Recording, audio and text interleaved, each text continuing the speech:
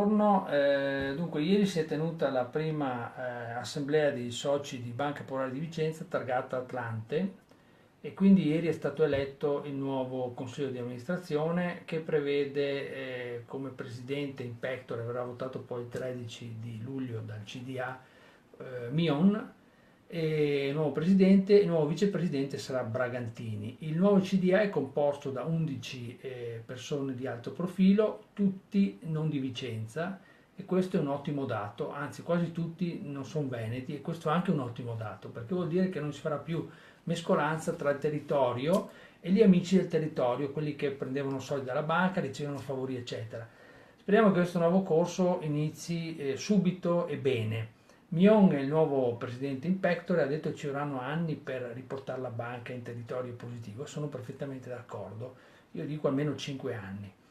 Ieri poi ci sono altre notizie importanti perché pare che ci sia un'offerta di acquisto, o almeno comunque ci sia un gruppo di fondi di investimento interessati all'acquisto delle due popolari di Venete.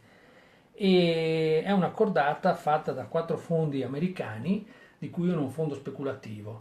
Ha scatenato reazioni differenti, qualcuno ha detto che può essere una buona possibilità, qualcuno ha detto che può essere una cosa invece non positiva.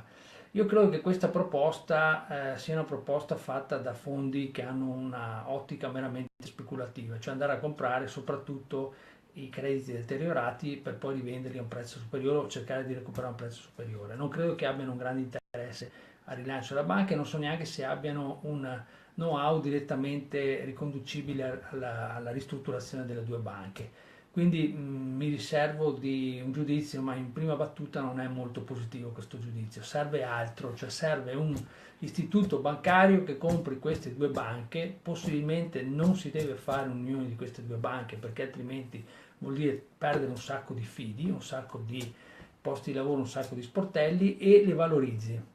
Quindi da una parte Vicenza, che è il caso più complicato, dall'altra parte Veneto Banca, per cui pare ci siano interessi anche di BPER, Banca Popolare dell'Emilia Romagna.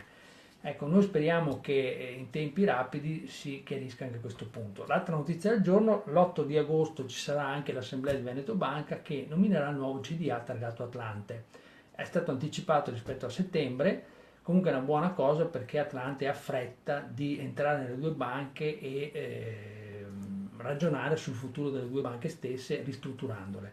Il nuovo CDA di Veneto Banca sarà completamente diverso dal presente, l'attuale CDA si è dimesso e di fatto verrà confermato, credo, soltanto l'amministratore delegato Carrus, mentre gli altri membri andranno a casa anche perché hanno poco a che fare con il nuovo istituto. Vedremo chi sceglierà Atlante come presidente e appunto l'8 di agosto saremo presenti anche lì all'assemblea per capire cosa succede. Altro fronte caldo è quello delle inchieste della magistratura. In questo momento vediamo molta tranquillità. Abbiamo già detto che Cappelleri a Vicenza e Pignatone a Roma devono darsi una mossa. Soprattutto non capiamo bene perché Roma deve aver avvocato l'inchiesta su Veneto Banca.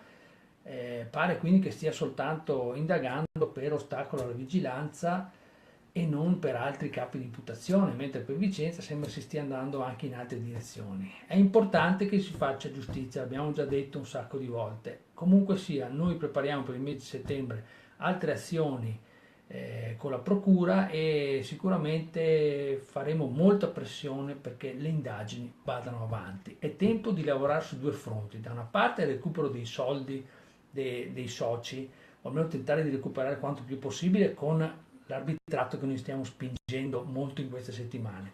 Dall'altra parte l'azione della magistratura per rinviare a giudizio al più presto i colpevoli, i responsabili comunque sia, e arrivare a una sentenza equa e giusta in tempi molto rapidi. Buon pomeriggio a tutti.